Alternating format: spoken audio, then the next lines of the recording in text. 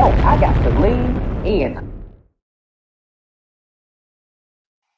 What is up, everybody? Happy Thursday night. Thank you for joining us live tonight as we recap part 1 and 2 of the Real Housewives of Miami season 6 reunion. Shantae, it is so good to see you. We haven't been on a panel in a week or so. I see. Show everybody your little sweater. Show them your hoodie. Show that merch. I see that you're lean merch. I like that.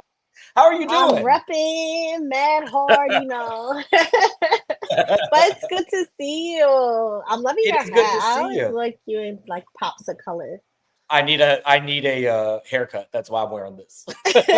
And I'm literally this close to just cut my hair off again like I had last summer because I'm sick of dealing with this. I don't know how you ladies deal with the long hair all the time, having to blow dry it, having to style it. I'm over it.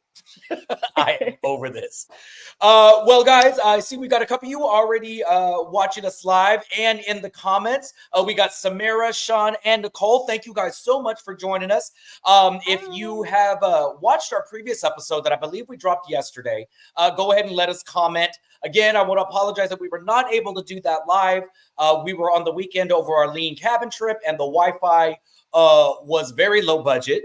Trust us, you would not have enjoyed a review with the way the Wi-Fi was going.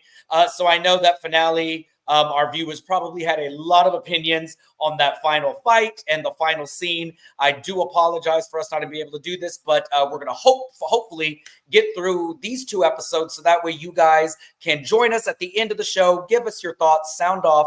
We were just talking before we signed in. It's difficult to condense 2 episodes when the reunions sometimes typically episode 1 is really good and episode 2 is kind of filler and then it picks up on 3, but both of these episodes, like Nicole says, these ladies clocked in every single one of them from start to finish. And we say this every single week. The friends have been just as instrumental as the full-time housewives. So all right, Shantae, you ready? Yes, ready when you are. All right, guys. So the reunions opens up. We see Andy behind the scenes. We hear some women screaming in the background, which, given the state of this group, that's not too far-fetched to believe. And we actually hear it's Alexia and Larsa kind of screaming at each other. Larsa's yelling to Alexia that she's a better friend than Alexia. Alexia's like, oh, no, you're not. I'm the better friend. We cut to a preview of what the reunion is going to look like, and we get a smash cut, and off we go. And I have to say, this was some really great editing to jump right into conflict. And it's difficult to pick out which part was better because it was just nonstop. Like they could have made this a 2-hour reunion. I would have been like, let's do it. Like, yeah, I'm watching both of these episodes back to back to back. Well, the ladies are arriving. Everybody's getting glammed up. And I know that we kind of said our piece a couple of weeks ago when the looks came out, but I'm going to say it again. This cast is consistently one of the most cohesive, even if you don't necessarily like some of their looks, they always look like a group. It seems like them in Atlanta always seem to get the theme or get the overall vibe of it. Even if there are some that you're like, don't like that. They look like a group versus some of the other franchises where y'all must have got separate emails about what to wear. Well, backstage, Larsa and Marcus are talking with Andy. And for some reason, Larsa is just really, really mad at Michael Jordan being brought up. And let her tell it.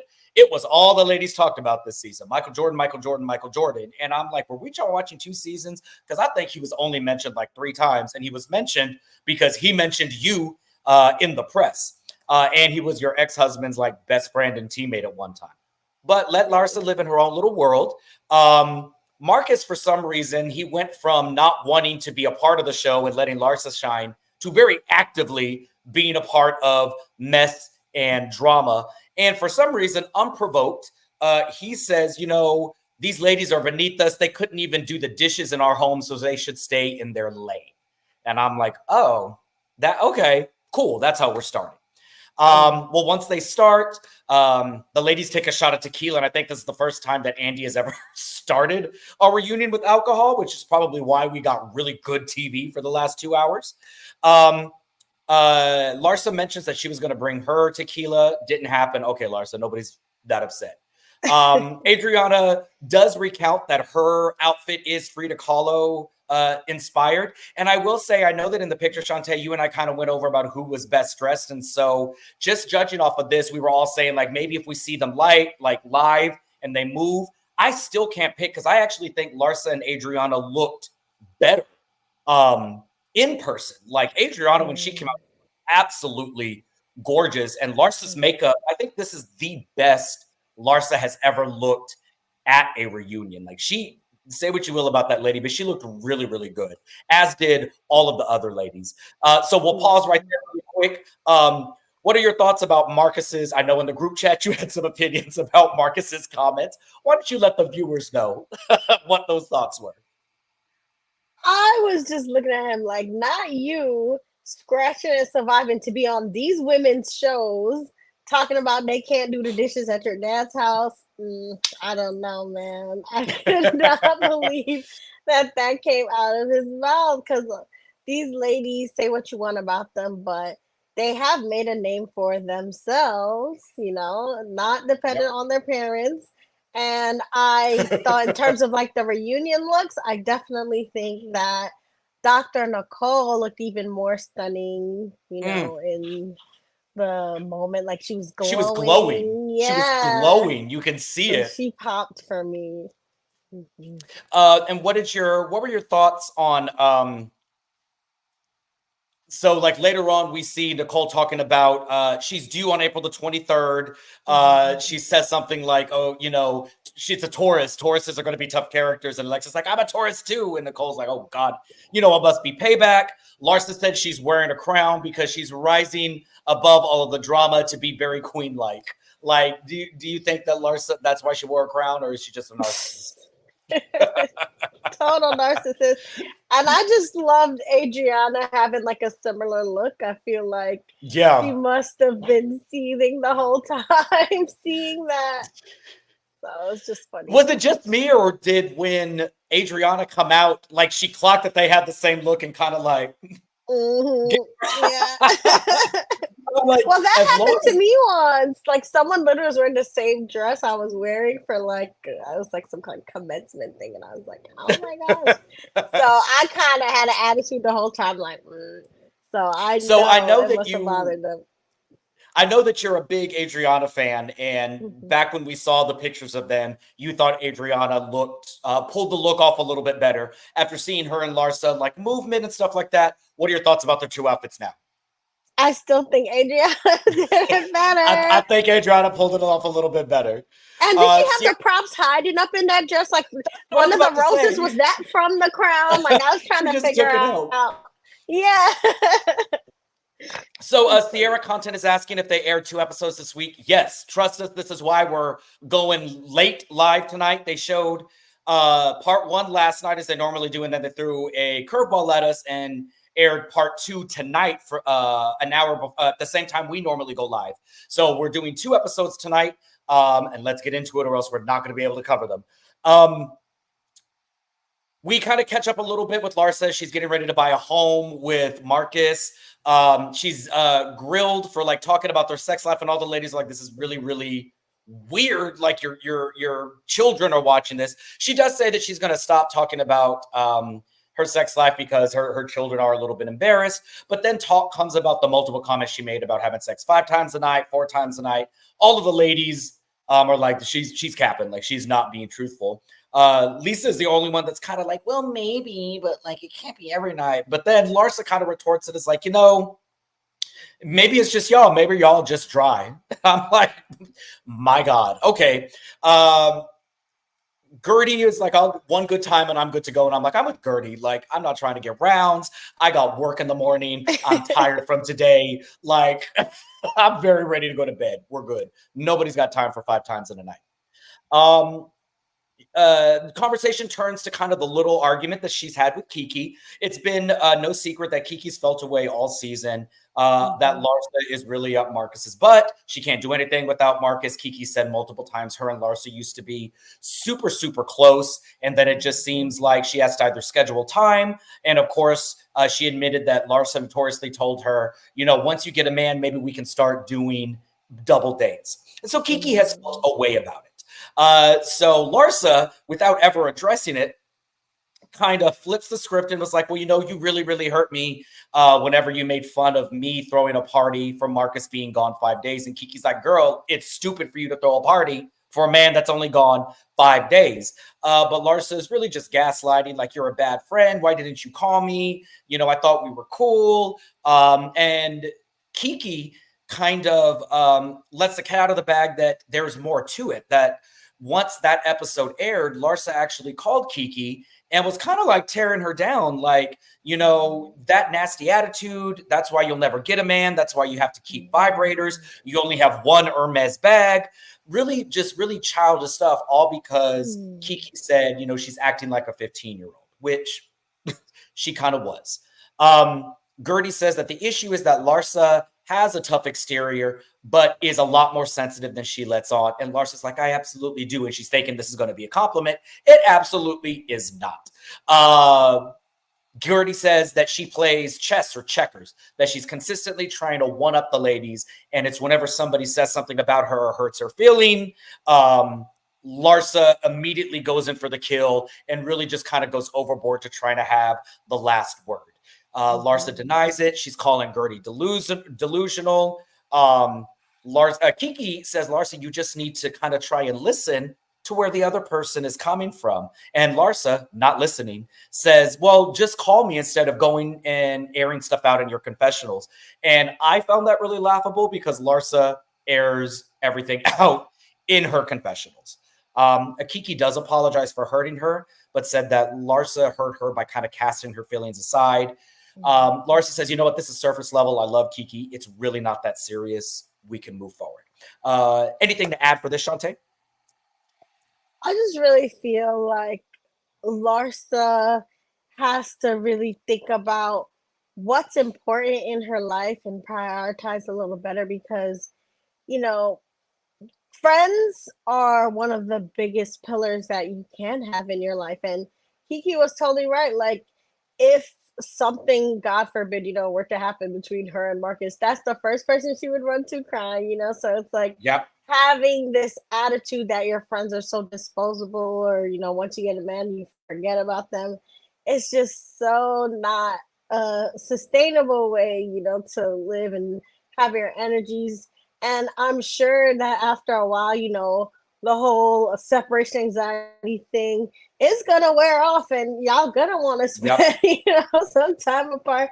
So you can't just drop and pick up people whenever you feel like it. She has to cultivate her friendships. And I'm so glad that Kiki stood up for herself because at the end of the day, a lot of these women don't treat Kiki as fairly. They don't ask her about her life. They're not, there for her. They don't support her as much like we saw during the whole season. And Kiki, I think, was really disappointed in Larsa this season. That's why those little jabs kept coming out. And I'm glad that, Kiki acknowledged her hurt. And, she took ownership for, her part in, making those little jabs when she was frustrated. But at the end of the day, Kiki's feelings are totally valid of being abandoned. I'm glad she had the receipts. And that production, had the receipts of saying those things like maybe she needs to get a man and all those things because it's just uncalled for, I learned a long time ago because I have been a Larsa with my friends. I learned a long time ago that men come and go, but the relationships you absolutely need to foster are the ones that are with you when you don't have a man, or the ones that you call whenever you're hurt, when you're down. And I think part of growing, or I wouldn't say growing old because Larsa's older than me, part of maturing is realizing that you have to understand that everybody that is in your life serves their purpose, and you have to water those relationships because, like you said, Shantae, when that relationship is ended, the first people you're going to be running back to are your friends, and they're going to remember how you said, sorry, I can't hang out with you because you don't have a man. We see people in the comments, they're kind of agreeing, like Larsa argues for the sake of arguing, all things Candy is saying. Sean is saying it seems like, Larsa has a sex addiction, and that's the only way Larsa feels loved is through sex. And I'm not a therapist, I'm not a psychiatrist, I dropped out of school, so I have no kind of credentials. But my thing is, bragging about sex 5 times a night at your big age really isn't like something to be proud of. I think that most of us, having been in relationships before, understands that sex is probably not number one on the list. And it seems like for Larsa, she uses that as currency to kind of get a leg up on other people. Talk turns to the infamous MJ video. Andy asked who thought he was joking. Lisa is literally the only one that says she does. Marisol kind of weasels her way out of it and it's like, well, I don't know the man well enough to know. Nobody else believes it. Nobody else believes that he was joking. Larsa says, for some reason, the basketball world is small and everybody knows everyone. And yeah, it's been a little bit awkward, but like, people are going to know who my boyfriend is. And my question is like, why are you only dating basketball players? Like, you're putting yourself in like, of all the men, you keep dating basketball players, and not just basketball players, your ex's teammate, rival, best friend's son. Like, I'm sorry, I don't feel any remorse for you. Larsa once again kind of reiterates this fake storyline that everybody was talking about MJ, and that's all that they talked about on the show. And she doesn't understand. And Andy is like, well, you know, it got brought up on camera. You are their castmate. So if somebody says something negative, of course, they're going to ask how you feel about it. They talk about marriage, and Larsa says, really condescendingly, it's going to be small, and the only people that she wants there are people that genuinely support her. And everybody on the couch, like, nobody looks like they're too hurt about that statement. But during the break, like, Gertie has been, you can tell that she cannot wait to get to the meat and potatoes of her issues with Larsa, because she is just like fuming, sitting there watching Larsa do this little song and dance. And as soon as break goes, she turns to Alexia and is just like, look around. There's a common denominator. She is the poison in this group. She's the poison in this group. Nobody can do a confessional without Larsa shooting threatening text messages or threatening to go to the press. And I thought this was a really, really interesting comment. And I was like, well, this seems like a throwaway line, but we find out later in the reunion exactly what she meant about that. Do you think the ladies talk too much about Michael Jordan? Not at all. The only reason why it got mentioned is because it wasn't the press. And, you know, doesn't she want it talked about because she made that whole podcast, you know, with Marcus? I think in her mind, you know, she's more of the center of attention than she actually is. And I definitely thought that the small wedding comment, you know, did not hurt anybody. Because, you know, you've heard the stories that, you know, they've already broken up and kind of got back together. Yeah. So is Marcus even going to be there? The wedding might be real small, you know? So who knows? You're so rude. You had to get that little dig in. Really? Like, is Jamal coming? She wasn't Is hurting Jamal going to nobody. be here? Right? Like nobody. In fact, they were probably like, thank God, I ain't got to find an excuse to like avoid this thing. Somehow, when we come back from the break, Marisol and Adriana are arguing. Adriana has a printout from a random person texting her saying that Marisol DMs random people on Twitter and talks crap about Adriana. That segues into Andy asking about Marisol being a pot stirrer. She says, Marisol says, well, everyone gossips, everyone repeats it. Adrian starts to argue. Alexia jumps in and says that Adriana really shouldn't be like taking a higher moral ground about spreading gossip. Julia says that her and Marisol are in a good place, but Julia reiterates, we're in a good place, but Marisol does repeat rumors. But I repeat the truth. So any like accusation that I'm like a bone collector or a pot stirrer, she says I'm a bullshit buster or something like that. She's like, I don't like when people are fake. While they are getting along, she said it's not far-fetched to believe that Marisol, you know, tries to get dirt on people or hires a private detective. And some of the other ladies do agree that, yeah, you know, this sounds like something Marisol might do. And Marisol jumps up to defend herself and is like, trust me, if I hired a private detective, I'd find a lot better gossip on you people than what's out there. And I kind of believe that. I'm like, so far, none of this stuff has been really that like incriminating. So she's wasting her money if this is all that the private detective is getting. Alexia says that Nicole may not be the one that repeats gossip, but she absolutely is somebody that gets other people to do the dirty work for her. And then attention turns to Alexia. And how this season, there have been a lot of questions about Todd's feelings on some of the ladies, Todd's finances, them moving. Alexia, like a seasoned pro, Teresa Giudice, just is bobbing and weaving all of these pointed questions. But I think she knows that Frankie is her saving grace and immediately is like, it's been a great year. There's been a lot of changes, but Frankie is doing amazing. He's more and more independent. She says that he is taking more shifts at the beauty bar and is actually not calling her as much. And whenever she calls him, he's like, I'm working, mom. Like, can you leave me alone? And I loved hearing that. Like, I loved seeing that Frankie is in a good place. And despite all the hardships that life has thrown at him, like, he's thriving. And I know, say what you will about Alexia, we talked about this last week. She loves that boy. She loves that young man. And I know you can see the fear on her face, but also she's just like, she's proud of it. So then we get into Todd, the subject of Todd. And all of us have had very strong opinions about Todd. And so I think the big thing was the party at the beginning of the season that he neglected to show up for, but he was somehow like downstairs in their gym. So Alexia is kind of rambling, saying, Todd didn't come to the party because it was something Adriana said about the family. And why would Todd want to be at the house with some of these women? And Adriana was like, well, it's his job. Like, it's part of the job. And Alexia, real quick with it, says, well, it's not part of the job to be a bitch like you are. And Adriana genuinely, like, she looks a little bit hurt. And she keeps going in. She says Adriana makes up rumors. She makes up lies about people. And then the truth comes out. The whole reason Todd didn't want to come is because he was afraid that Adriana was going to be the one that brought up that 8-minute long apology tour he made for Anthony, Nicole's husband. And all of the ladies are like, there it is. He was worried about being embarrassed about the video. I think Alexia realizes what she said, and she kind of backtracks a little bit and was like, well, that was a part of it. He also just didn't sign up to be on the show. And I was like, he kind of did. Like, he's filmed more than any other husband other than Marcus at this point.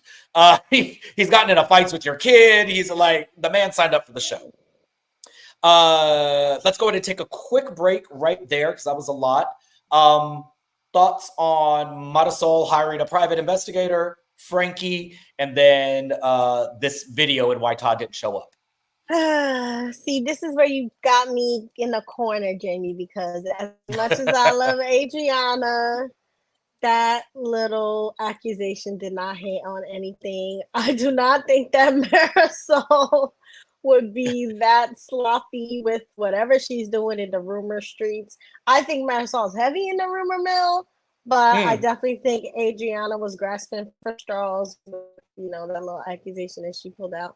And then when it comes to Alexia, I'm glad that she finally, told the truth more about Todd's motive, because I definitely was not believing her, the whole season. At all. And it did make sense, that he was embarrassed about the 8-minute video. And she was embarrassed about it too. So I think, she had said in the confessional, remember, that she wished that Todd hadn't done the video or talked to her, about it, or at least talked to, Dr. Nicole, her husband, privately. So I think the disagreement and the shame about it started, between them. And Alexia definitely probably let him know that she wasn't happy about it, and that the girls probably would, throw it in his face or make fun of it, and I think he definitely wanted to avoid any of the smoke about it, so that made way more sense to me than all the other, lies and excuses from before. It was cringe. Thank you, Samir.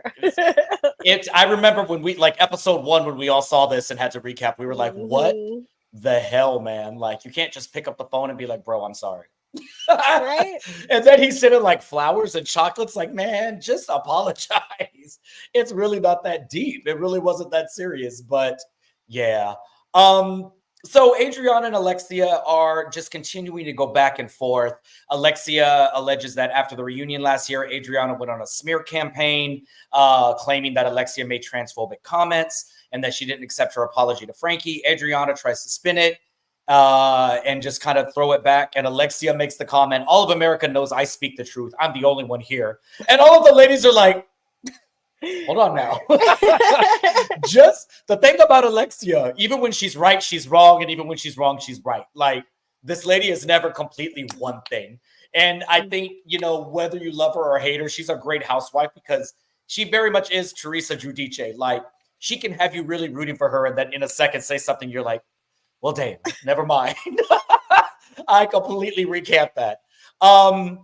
Larsa seems to be the one out of all of them that really takes offense to it, which is laughable because I'm like, girl, she really kind of was talking about you, but I think she had to include everybody in that. Yeah. It's kind of obvious that Adriana and Alexia are not going to make up anytime soon. Alexia says it was really Nicole and Julia that were pushing her to make up with Adriana. And then she says, because Adriana, she starts these arguments, she starts this stuff, and then she's the victim. She's the martyr. Larsa pipes in, yeah, I tried to help too. And I'm like, girl, please shut up. Shut up. It's not about you right now. Alexia goes on to say she's never been a victim like Adriana. And Adriana says, right, you're a star.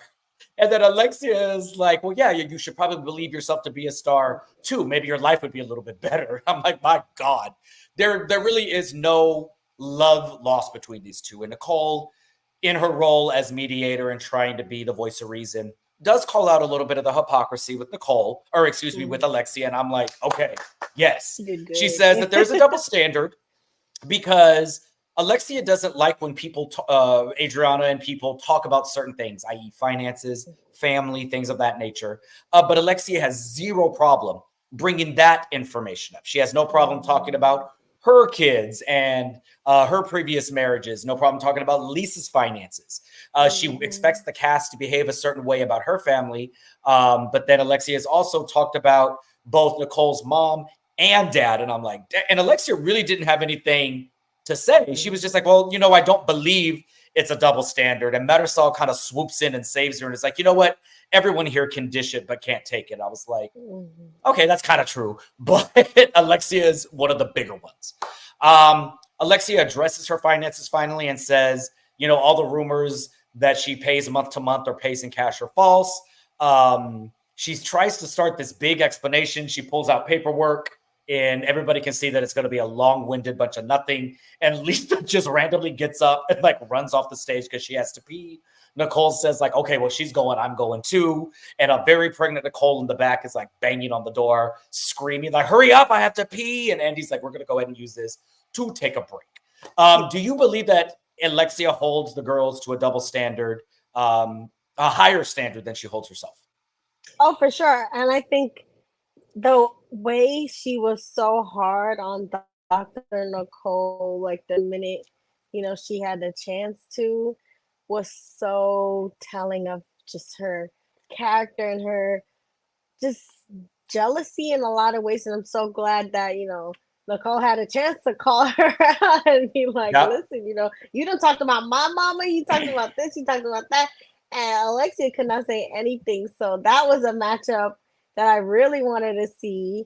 And I'm just also, again, cringing at Adriana because didn't she write a whole poem about the star too? And there was a poem. There was a poem. There was something. She was calling herself trying to embarrass Alexia about being a star. But I think Alexia, she believes her own hype. She came across as so confident. And I think Adriana definitely fell flat with that star poem, and the that's your fave shade about Alexia not being a star. Because at the end of the day, Alexia, she ate a little bit at the reunion, called everybody else liars, and even the stuff with the lease where she's like, yo, I have proof that my bills are paid, this and that. So I kind of was rooting for Alexia a little bit. She came across very strong and she defended herself fairly well at the reunion. The only one that really got her to me was Dr. Nicole. Like Priya says, Alexia is confidently wrong. Yeah. Confidently wrong and strong. Well, after the bathroom break, this is when Adriana gets up to read that poem, and my God. Oh, this was okay. it was pure mess. Apparently all of the women are stars. Some of them are bigger stars. I couldn't tell if it was meant to be shady or meant to be uplifting, but everybody, the minute Adriana gets up and pulls out the paper, everybody had the same reaction. Oh my God, again. Marisol's over there huffing and puffing. Gertie is just kind of looking not pleased. Nicole is I was next to her last time she did this. How am I ended up next to her this time?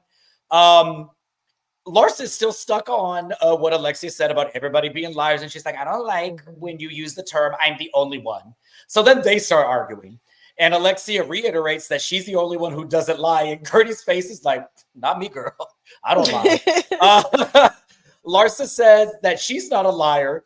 And Alexia immediately gagged her because she was like, well, you lied when you said Gertie didn't tell you to repeat her cancer. Yeah. And Larsa she's taken aback a little bit, but repeats the lie that like, well, I misunderstood. I thought she was talking about the press.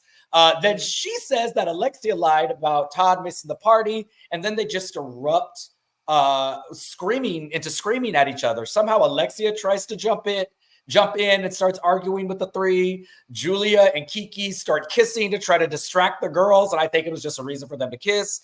Once things settle down, Gertie interjects and she was like, well, Julia and Marisol may be pot stirrers, but Larsa is the biggest one. She holds people hostage with threats about storylines and to leak stuff to the press. And she goes, Nicole, back me up.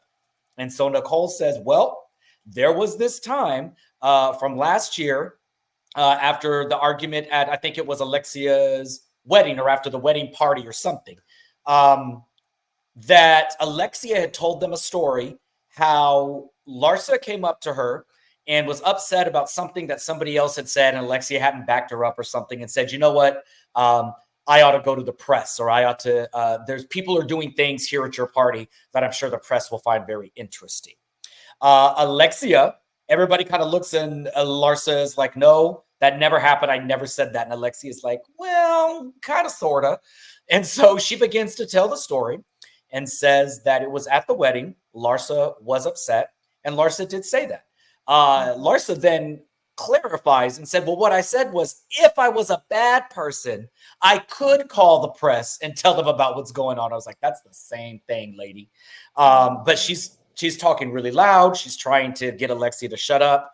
And apparently the questionable thing was like drug use going on. And I'm like, oh, and everybody's like laughing. Like Lisa says, it's Miami. Who isn't doing cocaine? All the girls are kind of in agreement and felt that it was a real threat. Like they all have had experience and see that Larsa apparently does do this. Nicole said, I went and got drug tested just in case anything leaked at the press, because I'll be damned if I, have my livelihood threatened. So what are your thoughts on this last little bombshell and Alexia kind of exposing Larsa for being like production behind the scenes? Oh, I totally believe Alexia and Gertie and all of them, because even when, Gertie was talking about her cancer diagnosis, remember, Larsa made the TMZ joke. So her mind goes there, it's like, if she has a chance to, get more fame and, to expose things, leak things, I think she totally does that. And her own, speech and jokes belie that's, where her mind goes. And when she, tried to defend herself to Alexia, she basically reiterated what Alexia said. She said, but she doesn't hear herself. It's like she gets so caught up in arguing, and wanting to be right that she can't even see when she's wrong. It's so strange how Larsa's brain works. Because I was like, you're really repeating what Alexia said you said, but in her mind, she just cannot take responsibility, or she's determined to always present herself in the most favorable light. And I'm glad that Alexia, just told the truth and stood on business and was like, you did try to low-key threaten me in that way. It is very like the ladies are filming two different shows. There's the show that the ladies are on, and then the show that Larsa's on. And Larsa's recollection of events is completely different than the reality that the rest of the ladies are experiencing. Sean says that Larsa is the Miami Monica. Now hold on, Sean. There will be no Monica Garcia slander well, as long as I am hosting a show. At least Monica is entertaining when she does it. Larsa, she has more entertaining moments than not, but overall she's a little insufferable. Dr. C who says that Gertie is doing her job as first chair, and I completely agree. Gertie's mad. Gertie's absolutely mad, and it's a kind of mad that only comes from watching a season, because they give them the last 5 or 6 episodes to binge before the finale. So she's getting all of this, and she's all back up, and she's mad and she's pissed. But she's absolutely doing her job. I completely agree. So they break for lunch. Gertie is telling Kiki that she's glad Alexia told the truth. She gave Alexia an opportunity to kind of back out or, confirm, and she confirmed it, and she exposed Larsa for doing exactly what Gertie has been saying Larsa does all along. Alexia goes into Larsa's dressing room, and it's kind of awkward. They're just kind of standing there. She's like, "Oh, hey, Marcus, you gonna give me a hug?" And Marcus is like, "Yes, girl, here," and then leaves. But immediately Larsa jumps right into it. Now, one thing I do enjoy about Larsa, the lady will talk mess to your face and behind your back. Like if there's something wrong, like she's going to address it, and she cannot stand to sit on her words for more than 10 seconds. And she immediately gets into it. I don't like that you threw me under the bus. I don't like that you lied. That story never happened. I never said that. And Alexia was like, yeah, bro, you did. It absolutely happened. You absolutely said that. Larsa is getting heated and the voices are getting higher and higher. Everybody's a liar. Alexia, not me. I'm not a liar. And we're right back where the episode started. They're screaming and they're pointing, and the episode ends there. When we pick back up on episode 2, we're in the middle of the fight. And Alexia, the broken clock that is right twice a day, is fed up with Larsa, the broken clock, who is also right twice a day. And she's not hearing who is right on this day. And just for anybody who's questioning that, Alexia, broken clock, is right today. Alexia's right deviate. Today. Alexia's right today. They deviate somehow from the wedding to like the charity event and Alexia's birthday, and they're all over the place, and like nobody's really listening. They finally are just like, you know what, like we're not going to do this, we have to go back. And I think they only stopped fighting because production is like, yo, we have to go, let's go. When they come back to the couch, Nicole has to be Metasol suggests that she should have worn Lisa Rinna's Depends. And I kind of laughed because I forgot about that. Lisa said that she was offered a dildo ad. And then it was like, I didn't take it, but Kiki, like you may like that. You like dildos and you just have to take a picture with one. And Kiki's like, oh yeah, I would absolutely like that. And I thought that this was funny. Like they can go from like arguing and screaming to just like laughing with each other, which is one thing that I love about this cast. Well, we get into Lisa's little package. And apparently, like we all knew, Lenny has gone back on his promise for this settlement. Their little divorce, their situation has become more acrimonious. He's suing her for like menial little things like silverware, plants, and is really holding her hostage. Like Lenny is a bitch. Like he's a bitch. And yeah, Lisa has been insufferable this whole season, but I can only imagine what my mental state would be dealing with a grown-ass man bitch who is using money and emotional manipulation and gaslighting to keep me hostage in a divorce that has now, at this point, been going on close to 2 years.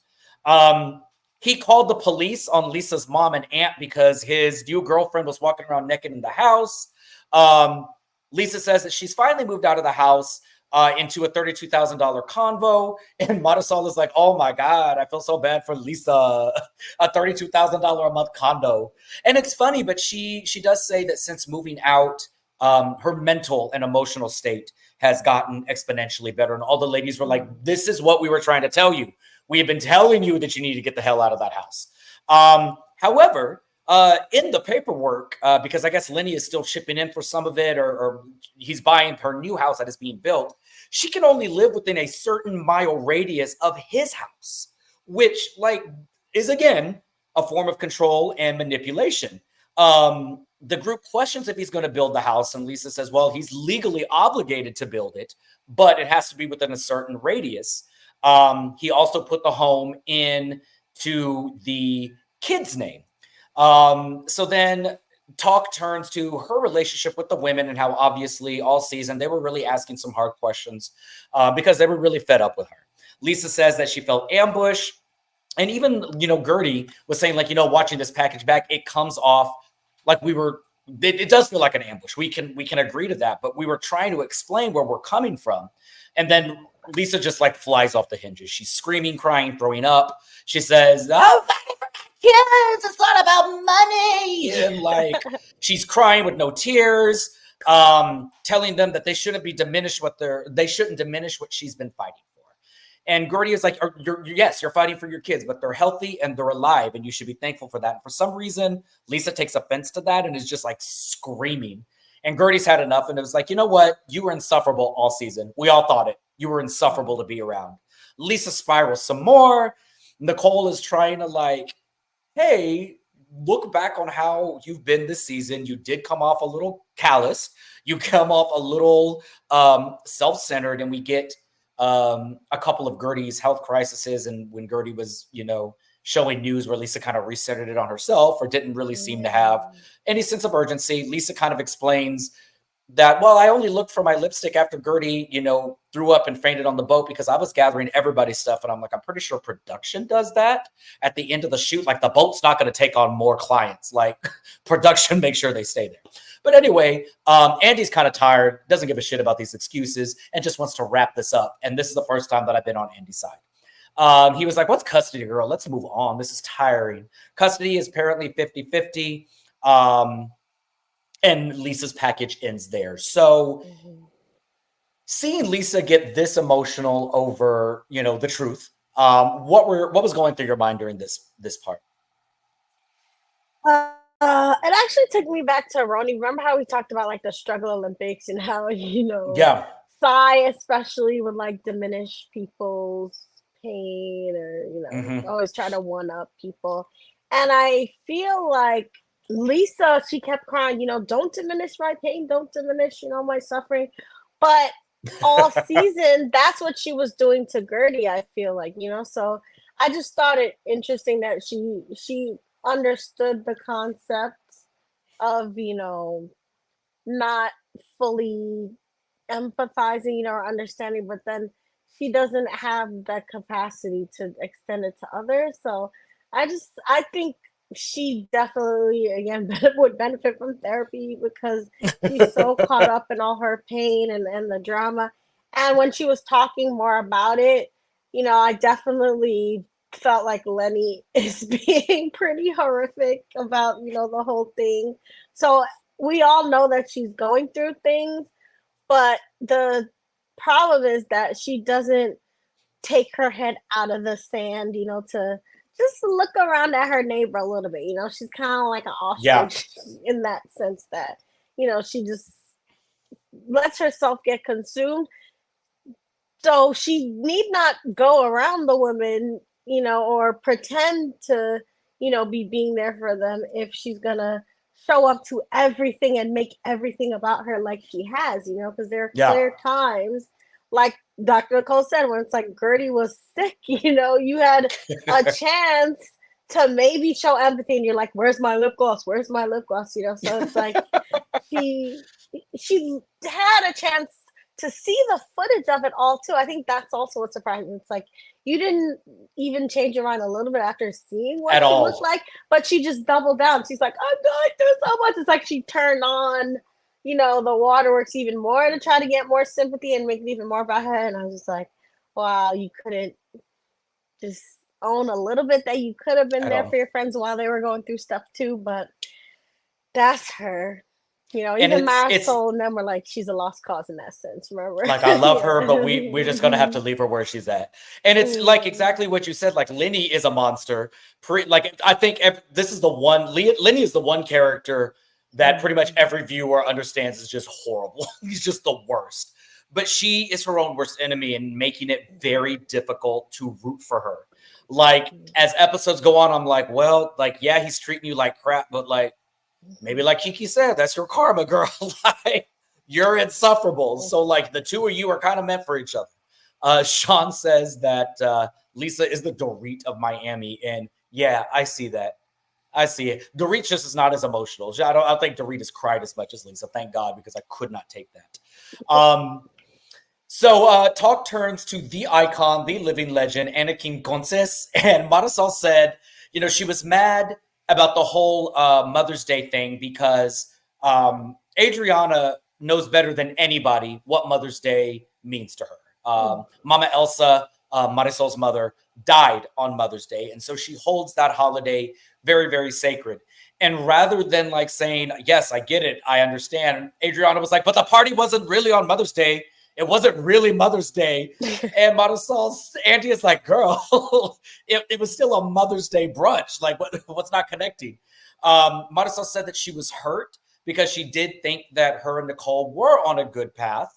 And so then, of course, naturally, talk turns to Nicole and how much she knew or how much she didn't know. And she's kind of in the hot seat because we saw last year at the reunion, she was really giddy to say, well, Leah Black and Anna, called me 2 days ago, and I'm not in the business of repeating rumors. So it was very ominous, she made it sound like there was some negative things being said.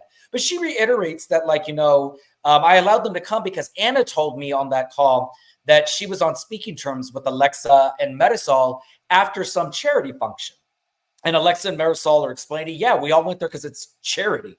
Like, we showed up, we did that, but we're not on speaking terms. And the only thing that I was a little upset about is because they're trying to call Nicole a liar for saying that, when it was like, this is what I was told. Anna told me this, so I had no reason to believe that. And she kind of reiterates that. But then again, they bring up, the charity event was before the reunion. At the reunion, you made the statement, you talked about you are not one to repeat rumors. So that she was telling you something. And as much as I love Nicole, in this moment, I was like, damn, Nicole, you look a little guilty. You look like you knew a little bit more than what you were letting on. And so Alexia then starts tearing into her. She's telling her, this is the reason why our relationship went south. This is the reason why I don't like you anymore, why I don't trust you. Nicole says, well, Alexia, that hard on that you have for me, I need you to go to the bathroom, let one out, and just let this go. Alexia says it's really sad that Nicole let Anna use her. And then kind of says that Nicole, after the fact, met up with her and was apologizing and crying, and feels bad, didn't know that it was going to end up that way. What I noticed through here is that it's really, again, Alexia being mad, and Marisol really hasn't said a whole lot. And so Andy asked, Marisol was really upset, and she was saying in the confessionals how mad she was. And Nicole was like, well, that's really weird, because after the Mamacita brunch, Marisol, if she was so mad at me, why did she stay after the brunch, have drinks with all of us, hang out, laugh, cuddled up, buddy, rode in my car home? And she's got video. And I remember this video because it got posted on Instagram, because I remember seeing this video on Nicole's page, and I was like, oh my God, great. They're friends. They're hanging out. And Marisol was like, well, I didn't know it was your car. I thought it was Lisa's. I can't keep Rolls Royces straight. I'm like, okay. But Nicole kind of redeemed herself, because it's like, this is why I think, and why so many viewers think, that Marisol doesn't have a mind of her own. Because even in this whole argument, she never really chewed Nicole out. She just kind of says how hurt she was. And yeah, they got a little heated, but she wasn't screaming. She wasn't really going at Nicole the way Alexia was. But Alexia this whole time is kind of reiterating that, I'm doing this because Marisol's pissed. You're doing it because Marisol's pissed. But the only thing Marisol said was Adriana should have known more than anybody what this meant to me. So Adriana uses this time to apologize to Nicole, and then pulls out another prop, and Adriana, everybody's like, oh my God, with the props. She gives Nicole a rose. She apologized, and Marisol's like, where the hell is my apology? And Adriana's like, okay, well, I want to apologize. And Marisol's like, I don't want it because it's not sincere. What are your thoughts on who do you think is in the right in this scenario? I just feel like I can't tell where Alexia's beef starts and Marisol's beef ends, so it's like, because those two are so enmeshed, it's very easy to get lost in the weeds with them. But I'm glad that Dr. Nicole shed light on the whole context of the beef, because if everybody looks back, they were all hazing Dr. Nicole since she came on the scene. And then she brought up the game, who do you trust the least, which was one of the most cringiest Housewives games ever. It's like, why not just say I want to start mess and fight like that? What game is that? Yeah. Who do you trust the least? Just do that. And of course, she said Dr. Nicole. And, when you bring it back to there, you start at the beginning, you realize that, even if Dr. Nicole linked up with Anna, it was because y'all were, giving her such hell. Anna probably felt sorry for her, whether, Anna reached out first or Dr. Nicole reached out first. I'm sure that at that time it felt good venting, about Marisol and Alexia, because they had been, kind of bullying her, and Yeah. she dealt with it in a classy way by not repeating the rumors. But this season, you saw Marisol apologize to Dr. Nicole for like hazing her, Yep. not giving her a fair chance. So I think that's why Marisol was more quiet, because she, if anybody, knows that they kind of started it with Dr. Nicole. So that's the way I'm navigating it. I agree. It's I want, and somebody says Priya says Marisol and Alexia's friendship reminds her of Jennifer and Teresa's friendship, in the sense that like Jennifer really does all of Teresa's like heavy work, and she's her lapdog. She's her pit bull. But I think the only difference is I don't think Alexia needs to be anybody's pit bull, because Alexia has no problem fighting with anybody. As much as she says, oh, well, I'm doing it for so-and-so, Alexia enjoys fighting with these girls. She enjoys fighting with the new girls particularly. So they're on the subject of Mamacita Madness, and talk turns to Julia's comments that she made about Lisa attending the party instead of being home with her children. And then Lisa's comments as a result of that about Julia having 3 baby daddies. Lisa's incredulous about Julia talking about it on IG and not to her, and wants an apology. But then she refuses to give an apology to Julia. Julia says, I'm not going to apologize right now in this moment because I'm not sorry. Like, what I said was not, it wasn't bad. It was not in malice. It wasn't malicious. It wasn't trying to dehumanize or tell you as a bad mother. All I said was, I don't know if I could have made it to the party if I was in the same position. I don't know how you're here. And I think when this episode aired, we were all kind of in agreement, like, that's a little shady. That's a little shady. And even Gertie was like, ooh, I don't know about talking about people's kids. So they kind of stand there. She stands in it. She's not apologizing to Nicole or to Lisa. And I think everybody's kind of gagged. Like, I know Marisol is gagged because she was like, okay, but we're not apologizing. Nope, sorry. They pivot. Talk turns to the passing of Nicole's dad, and apparently it happened just a couple of days after BravoCon. He did know about the upcoming baby. They give a whole package of her and her dad over the years. And it's really, really nice to see like their journey, and all of the ladies are emotional. Marisol's crying, Nicole's crying. One of the things that I love about this is at the end of it, everybody is just like super, super supportive, like saying great things about her father, saying how happy they were that they were able to reconnect. Nicole says that she's really glad that the show kind of forced her to make amends with her father and to address their issues, because they ended things on a good note. He was able to find out they were pregnant, and she says, it's kind of one of those, I think it was Alexia that says it's one of those kismet things, and Gertie agrees, like, you have a baby just right as you lost your dad, and they all agree that like God takes one person away and puts something else into your life. So it's a really nice little package. Again, they were just screaming and fighting and yelling at each other, but then can really like come together when something warrants it. She updates that during the after her father's death, the money really has been an issue. She hasn't spoken to her dad's girlfriend, and because apparently the lady was having all of her bills being paid by the dad, and Nicole was like, well, you're not my girlfriend, and I'm not going to keep paying your bills. And so apparently that didn't settle really well with the girlfriend, and so they haven't spoken since. Anthony is excited about having a baby girl because, Grayson, that sweet little boy, has a special bond with his mama, and Anthony's excited to like have his own little girl here. So before we go into this break, do you have anything that you want to add for this little package with Lisa and Julia and then Nicole's dad? Yes. First of all, I'm proud of Julia for standing on business. Because I think just overall, at the end of the day, yes, people get sensitive, about their motherhood and all that stuff. But Lisa has just been so insufferable all season. I could see why Julia doesn't want to apologize to her. And if you don't feel it, I'd rather you not fake it than give some fake apology. But typically that's what the reunion is for, for people to see their mistakes and everybody to clean everything up before the next season. But I'm glad that, we have authenticity amongst Yeah. these women at least, and if you're not sorry, I honestly would rather not, have Yeah. you pretend that you are.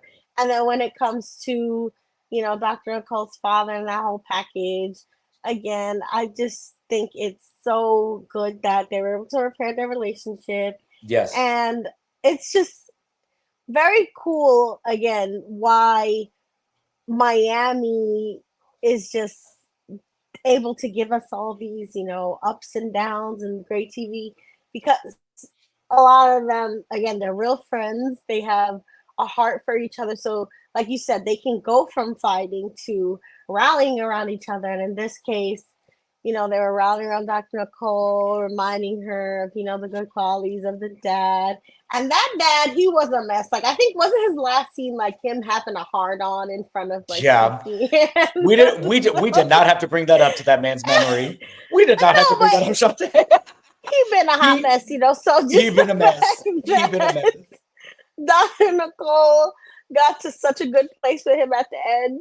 I know he was not easy to deal with, but their family, it's all love, and it's such a good testament to the power of therapy because, Dr. Nicole did the work to get to that place. So Yeah. it's good that it was documented and chronicled, and I think the girls should be proud of themselves for how they are able to, be there for one another. One of the things that struck me about this scene, when it Mhm. counts, one of these things that struck me about this scene was the stark difference in how they supported their cast member at the passing of a parent versus last night when we saw on Beverly Hills, Anna Marie talking about the passing of her mother. Like, I don't think any of the women, like, well, no, I think Dorit was like, I'm so sorry, and was like consoling her. But all of the other women were just kind of like stone. Like there was no emotion, there was no rallying around it. I guess, I mean, that she's new, they aren't really friends with her or whatever, but it's just one of those things. It was a stark difference. Like everybody was crying. Like, say what you like, even Marisol was like bawling her eyes out. And I know that they fight and they're this and they're that, but it's a genuine emotion. Like these ladies understand the emotions that each other go through. And so I again, like you said, this is what kind of sets them apart. And they keep giving us this quality television. I hate that people are not watching the show and they complain every day on Twitter about, I wish Housewives could do A, B, C, or D. And I was like, Housewives are doing A, B, C, and D. You're not watching them. They're on Miami. They give you they give you beauty. They give you looks. They give you petty drama. They give you real drama. They give you real storylines. They give you rich. They're giving you this and you people are not watching this show. They hate watching Giselle and her necks, I guess, but they not watching like the nice. But exactly, y'all still watch these other shows and complain about them, but you're not watching these girls. So they go to break. They go to I think it's their lunch or whatever, and Alexia is happy that Julia didn't apologize. She's talking to Marisol. She was like, "I want to apologize. I'm very glad Julia stood on it." But we see Nicole again, like a natural peacemaker. Nicole is a Taurus, which I know when she's mad, like. Or is Nicole or her husband? Somebody's a Taurus, Alexia. But Nicole is constantly a peacemaker. Like if she was trying, like she didn't tell Julia she was wrong to not accept. She was like, you're not apologizing for what you said. You're apologizing for how it made her feel. And just say that. I'm sorry that what I said hurt you. Like she's trying to break it down. So Julia goes to Lisa's room to talk and ask everybody to leave. She gets really emotional because she explains that leading up before she saw that, her daughter was getting ready to go back to school, and her dad was sending some baby pictures. And in those baby pictures was a picture of her with her infant son who was murdered. And she just breaks down. And in the first sign that Lisa has been empathetic to anybody, embraces her and hugs her and just is like letting her cry on her shoulder. And she goes, I was in such a weird, like, I saw this. And immediately after I saw the comment that you made about the fathers of my children. And I couldn't talk to you. I didn't want to talk to you. Like I had to just process that. And I was pissed off. And surprisingly, Lisa apologizes. Lisa says, you're right. Like looking back on that, when I saw that air, I was mortified. I was so embarrassed that I said that. And I'm sorry that I said that. And Julia also apologizes and said she didn't want to apologize on stage because she felt that it needed to just be the two of them and a camera crew. But she says it was something serious. I wanted us to talk and it not feel like I'm forced to apologize to you. Both of the ladies, I feel like this was a genuine apology. Like there was genuine love. Julia keeps saying over and over, you know, I love you. I'm sorry that I hurt you. Like, I love you. I just want what's best for you. And so they hug again. Everything is good. So then we get, everybody's back on stage. What I liked that Lisa did was say, everybody, Julia did apologize to me. I apologized. We're in a great place. We're moving forward. So I was like, okay. Because, you know, they're like, well, Julia didn't apologize. She could have very easily kept that secret. But the fact that she let everybody know they're good and they worked it out, I thought it was really, really big of her. Yeah. So finally we get a package from Gertie. And I already knew that this was going to be like, whew, because it's like something so personal to Gertie and then the bullshit with Larsa. So we get the package. And again, all the women are emotional. Gertie talks about the outpouring of support that she's received from viewers. How I think she said, what, like 300 women. She goes, through my story, I've saved 300 women who went and got tested for breast cancer, found out that they had it, and were able to like get into treatment. And Larsa surprisingly jumps in and is like, talk about the stats of African-American women dying from cancer. And that leads into Gertie saying, you know, I think it's what 44% of the African-American women that are the African-American women die at a 44% greater rate than any other racial demographic. And it strictly comes down to not getting tested. And we can go into, you know, lack of access to testing facilities, lack of access to resources, lack of access to healthcare, living in areas where it's not easily able to get to doctors, all of these things. And anytime, this just made me reminded, there's been even people in the chat in some of our episodes, and then of course on Twitter, that have said she shouldn't have been here. She should have taken the time off to go and just like focus on her health. And I see this package and I'm like, this is why she should not have stayed home. Like these conversations, like the women saw this and were like, oh God, maybe I'm her age. I should go get tested. And then here we are. So like Gertie did what needed to be done, all while being there for her family. The ladies, again, are all very, very emotional, supporting her. She tried to talk about Russell and was just like, there aren't words. Like, I've known this man since I was 19. We're in our 40s now. Everything you see on tape is just, I don't have words. It's him. It's pure. It's genuine. Having Russell on her side made her more positive, and she called him the light at the end of her tunnel. And I was like, oh.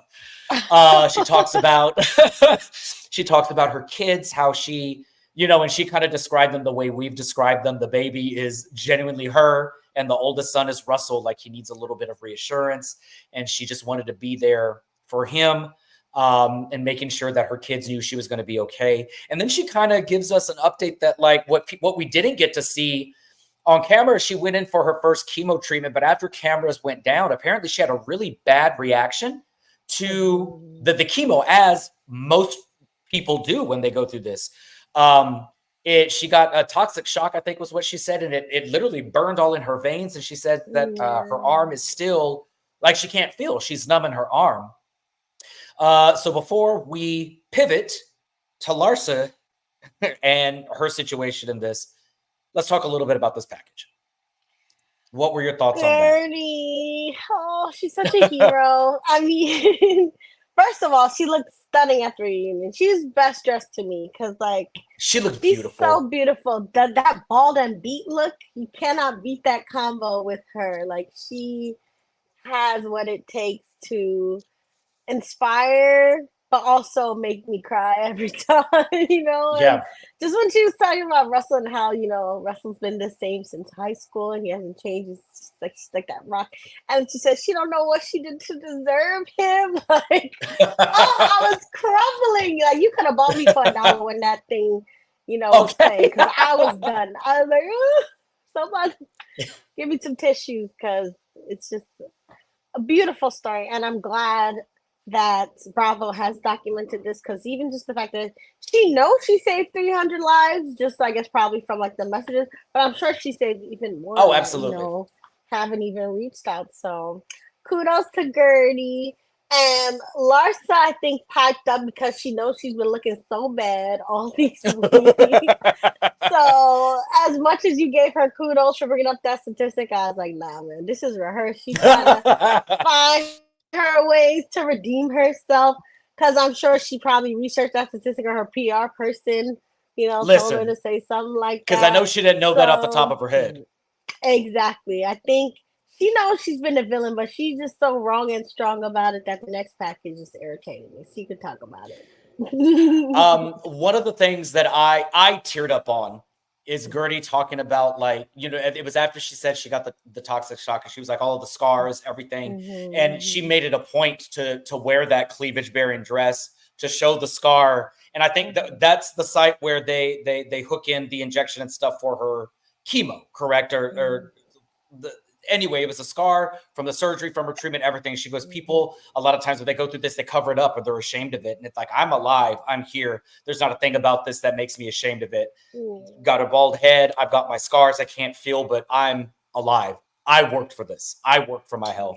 I put in the time. And I was like, oh, yes. I don't understand when people I just don't understand. I don't understand it. Like when people can't be appreciative that this woman bared it all on TV to talk about something that, people talk about breast cancer, but it's still taboo. Like they think that people who are battling it and trying to fight this should be like chained to a bed and just like never be seen in public until they're either better or succumb to their illness. And Gertie showed this season that like she was up, she was working, she was laughing, she was arguing, she was fighting, she was annoyed, she was happy. She's a fully functional human being. Illness did not take away her autonomy or any part of her identity. Mm-hmm. And I absolutely love that. And we see how much it did not take away because she was not letting Larsa off the hook in any way, shape, or form. So, of course, Andy has to shift the conversation to Larsa because Larsa's been a big subject of conversation this entire season. So he asked, a big booger. So Andy was reading comments from Twitter. And of course, everybody was like, girl, Larsa, what are you doing? What are you thinking? Like they dragged her on Twitter. Andy read some of the nicer comments because some of the comments, even under our videos, the people were not here for Larsa, Pippen, Jordan, whatever her name is, in any way, shape, or form this season. Larsa says, well, she was caught off guard when Gertie told her about cancer because she's never been in a situation where somebody argues with me for 30 minutes and then tells me, they're having a health crisis. And it was then that I was like, okay, Larsa's not going to show remorse. She's not. She's going to continue just fighting and reiterating that she's right. And everybody who's seeing this knows that she is 1,000% wrong. So Andy rolls back a package of exactly how the conversation went, with Gertie telling her exactly, Larsa, I've only told these people, I'm telling you this in confidence. Please don't tell anybody else. I want to tell them. And Larsa was like, well, no, I thought she meant on social media. I was like, what do you mean on social media? Like, why would she say you have permission to go tweet this? Like, what the hell? Apparently, Larsa is the only person in the entire country who misunderstood what Gertie said. Gertie said, and it's not even the fact that you told our castmates, it's you went and told these random girls. Like, I don't know who these bitches are. You told these girls. And then Larsa gets offended, like, oh, they're some of my best friends. Those are my girls. And Gertie's like, but they're not my girls. I don't know who they are. They don't need to know. And I think Gertie, because Gertie was like, they said, oh, we just got to pray her through it, or we just got to work her through it. I don't care who these girls are. Who are these women? Why are you telling them my business? Larsa just like does not. Well, I was confused. I thought you meant social media, blah, blah, blah, blah, blah. And Gertie says, you know what, Larsa? I have a right to tell you that you hurt me.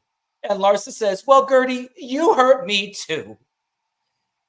And this is where the episode ends. And when I tell you I wanted to scream so bad because this lady makes it so easy to dislike her. So before I get your feedback on that, Shantae, I'm going to go ahead and put the link into the chat. Guys, we made it through 2 episodes, recap of the reunion. You guys hop on, give us some feedback on this. Thank y'all for sticking with us on the supersized episode. Before we get into the feedback, make sure that you like and subscribe to this video. We are nearing the end. Next week is the final episode of Miami. Beverly Hills is starting their last 2 episodes. We're getting ready. Dubai just dropped. There's a lot of stuff that we're going to be talking about. So make sure that you get in on it so you don't miss a thing. Link is in the chat. Go ahead and sign in if you want to give us some feedback. Shantae, what are your thoughts on this? Larsa needs to go. She has got to go. She has got to go. Like, she needs to be escorted away from Not Gertie escorted. Escorted from the building.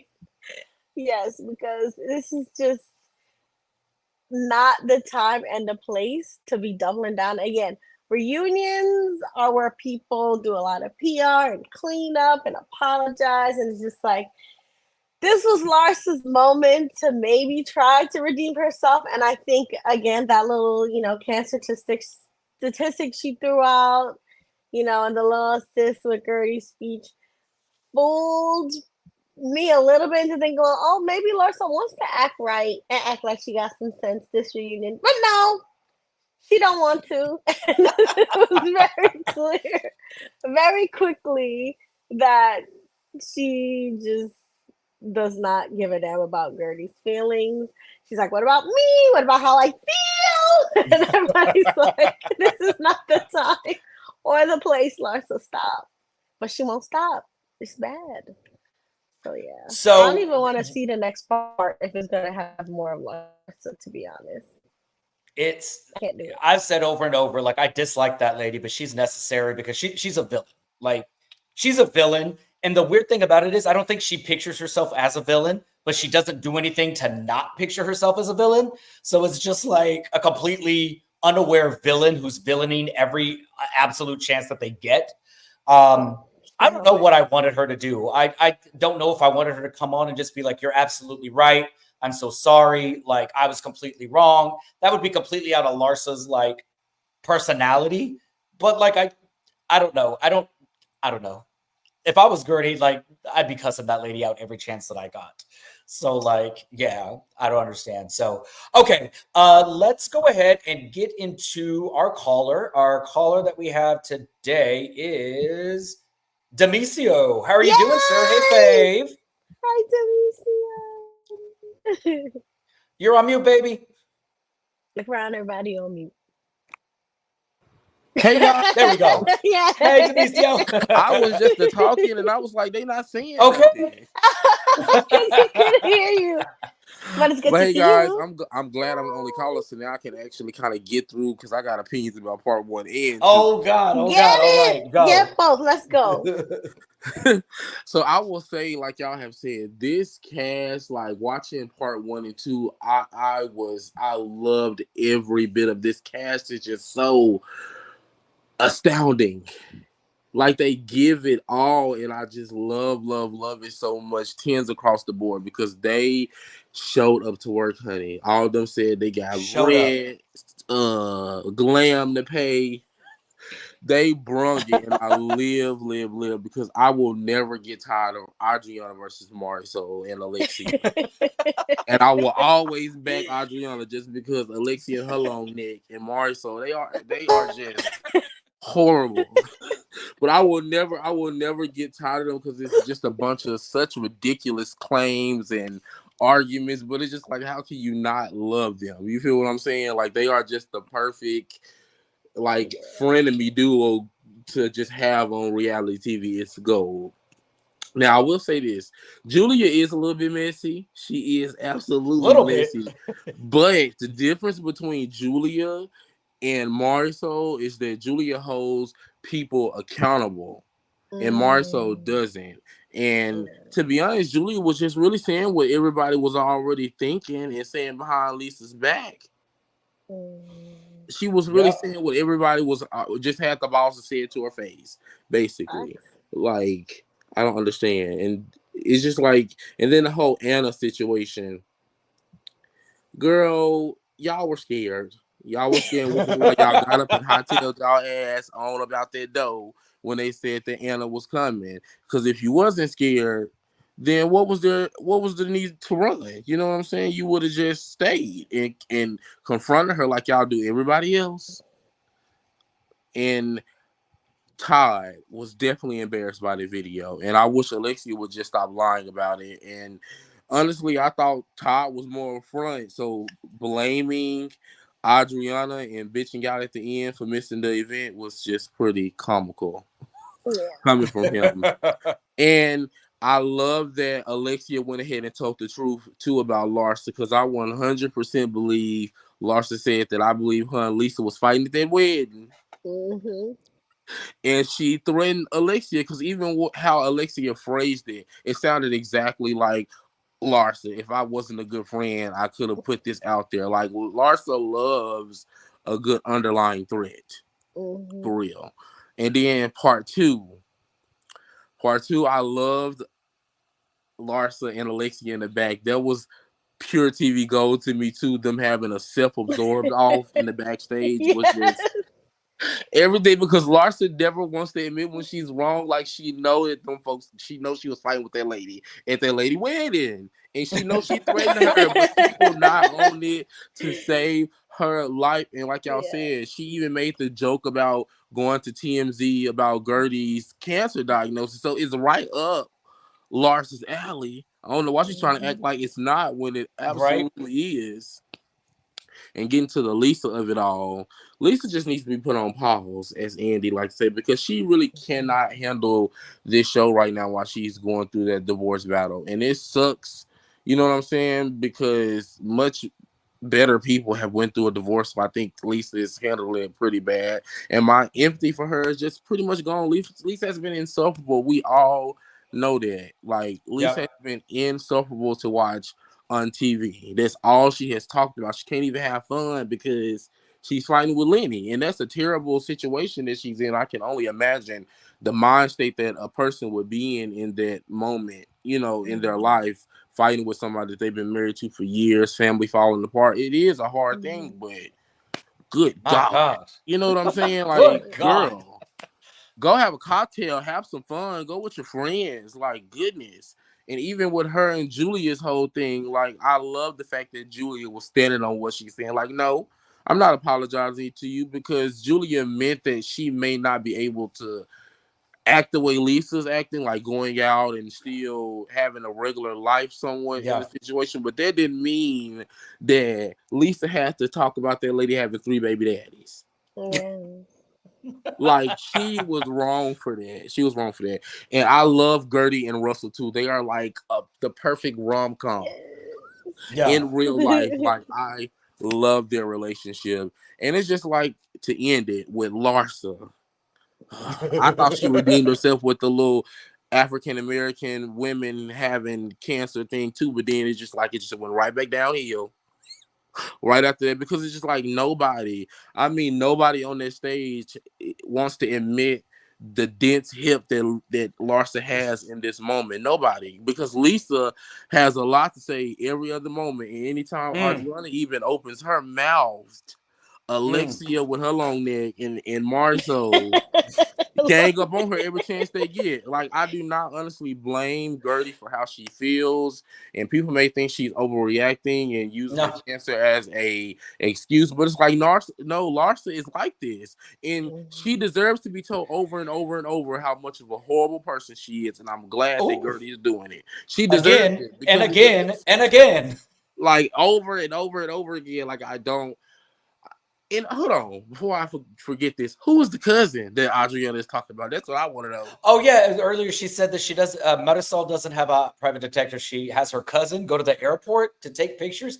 I don't know what Adriana was talking about halfway, half of this reunion. I know that's y'all's faves, but that lady, maybe she was on ketamine again. I don't know, because she wasn't making a lot of I sense live for the for first Adriana though time. coming after Marisol and Alexia, because they deserve it. They always got Yeah. something to say. Like I said, Alexia and her long neck got something to say about everybody else. But soon as somebody start talking about them, then it's a problem. Yeah. Larsa and Alexia are in in my opinion, you know I love to use this saying, Jamie. Brooke Logan's all the way. Perpetual victims. I cannot stand them. Like, oh my God. But I love the reunion though so far. I could do 2 more seasons of this cast for sure. Oh, absolutely. I don't think anything should change that. I don't want any more friends. No, I don't. As much as I'm disliking Lisa, leave her on because I think the chemistry with this cast, it gels. They make sense. Yeah. Like you said, I'm even the enjoying friends, them because thoroughly. even Kiki and Larsa's little situation was kind of like the same thing. Like, Larsa waited a long time to say that about Kiki hurting her feelings, but it was just good to see them kind of have their little argument and then make up in the end because, like they said, it was stupid, you know, really, honestly, because friends do that when they get boyfriends, and Larsa was absolutely wrong for how she treated Kiki, but Kiki was also wrong for making jabs at her instead of just being upfront with her friend about her hurting her feelings. So, and Marcus needs to put on a dress and a wig. Because shut up. But no, I'm going. I know y'all gotta go. So no, really quick, Demisio, before I let you go. So after seeing, you know, we saw the photos of everybody's fashion looks and then seeing everybody in like person and seeing them move. Have any of your opinions changed, or who do you think like looked the best? I'm Top glad 3. you asking me that. I'm glad you asked me that. As much as I hate to say it, I gotta give it to Larsa. Larsa looked exceptional, and Adriana too. Like, so I'll give it to Larsa. Even Alexia with her long neck, she looked good. Alexia looked like a You are always gonna bring up that neck. You are always gonna bring up that neck. Everybody looked good though overall, and I do agree with you too, Shantae. Seeing Nicole sitting down, she looked amazing as well. She was glowing. I love the pregnancy belly. The necklace really brought out the dress, the hair. Like, she picked the perfect hair to updo with the, you know, it out in the front. Gertie looked good with her bald head. Now Gertie, I will say this: I hated Julia's outfit sitting down. Yes, because it didn't make a lot of sense. It was busy sitting it was down. like clashing the cheetah print boots and the top. I was like, what? I guess Julia missed the memo. You know what I'm saying? But like, and why were they kissing? I'm like, child. They started everybody be kissing on that show now. All right, Demisio, we're gonna let you go. Thank you so much, and we will talk to you next week for the conclusion of this because it looks like it's not letting up. Next week looks like it's about to be some mess. Enjoyed it, child. But have a good night, all you right. guys. Have a good night, Demisio. All right, I agree with y'all too, but I would switch Kiki and Lisa. I would make Kiki the full-time and Lisa the friend, though. That's what I would choose. I think Lisa probably needs to be a friend. She maybe needs to take a little bit of a step back. Lord, but she'd be complaining every time she come on if they demoted her, so I don't want to deal with that either. Just make everybody full-time at this point. But all right, guys, well, that comes to the end of it. We are approaching an hour and 30 minutes. We know that this was a long episode. Pretty much everybody that signed in stayed in to view. We thank you guys so much. We know that anytime we go over an hour, it can be a little bit of a challenge to stick with us, but we appreciate it. You could do anything on your Thursday night, be anywhere tonight, but you chose to be here with us, recapping these ladies, and I hope that we did not disappoint. Shantae, thank you so much for joining me tonight, ma'am. Are you going to be on next week for us to recap that? To recap the final? Okay. All right, guys. I want to thank everybody who joined the chat. Dr. C, Samara, Priya. We've got Virgo Queen, Art World, Sean, Demisio, our caller. Thank you so much. We've got Neeners, Art World, if I didn't already say, Sean. We got our regulars, Nicole. Thank you guys so much for joining us. And then shout out to Chase, who popped in today to say hi. If y'all didn't catch his Beverly Hills reunion from last night, go on and catch it. It was spicy, and next week is going to get even spicier. Y'all, if y'all don't catch these lives, y'all are missing some gold because some stuff popped off on the live last night. So I suggest go there, share it with your friends. Make sure that you like and subscribe to this video. Sign up for notifications. We've got the preview for Married to Medicine reunion dropped today. Potomac was filming their reunion this week, I think, or have they already filmed it? I just know Mia got first chair. I think the seating Mia got, chart came out. they dropped the seating chart. So they haven't filmed it yet, which is a little bit odd. So that season is coming up. They recap Married to Medicine on Monday nights and Potomac on Monday nights as well, within 30 minutes of each other. We've got Beverly Hills Part 2 reunion coming Wednesday and Part 3 of Miami coming on Thursday. Bell Collective, I believe, is one that, not Bell Collective. I'm sorry. What's the other show? Help me. Chase is gonna cuss me out in the chat if I don't know this. Are we doing traders Anyway. again? I think we're gonna do. Yeah, that's right. So traders, I think we're gonna do a recap of the finale, but just with better Wi-Fi with everybody. So like and subscribe to that. And then of course with this summer we've got Summer House, Martha's Vineyard that's coming back, Jersey's coming back, Dubai dropped their little teaser today, and so we're working out who's going to be on some panels. We're definitely going to have some of your favorites on there. So thank you guys so much for joining us. We love y'all. Shantae, it was a pleasure to see you, and I will see you next week, ma'am. See ya. All right, guys, y'all have yourself a great night. Enjoy your weekend.